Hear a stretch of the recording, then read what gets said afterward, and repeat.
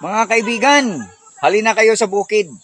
Maipapakita ko sa inyo na isang teknik sa pagpapabunga ng mulberry. Halina kayo.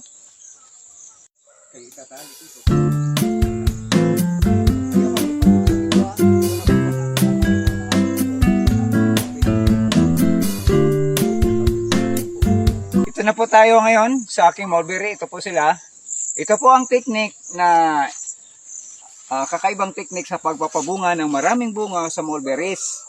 Ang kailangan lang pala, i-bend lang siya. Tapos, tanggalin natin yung mga dahon. Tanggalin yung mga dahon na yan.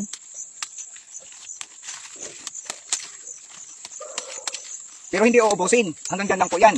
Alam niyo po ba na ang dahon ng mulberries ay edible? Muna na, hindi ko po ito itatapon dahil i-air dry ko po ito at iluluto. Magiging ganito po siya, oh. Ang kanyang tutubo dito sa mga node ang mga bagong sanga na magdadala ng bunga. Kagaya nito, oh. Kagaya nito, oh. Ito, may bunga na, oh. Ayan, oh, may bunga. Ayan, magiging ganyan yan siya.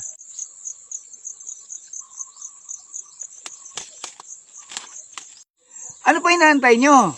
Kung mayroon kayong mulberries, ganyan din ang gawin nyo sa ginawa kong tiktik. Gitawag siya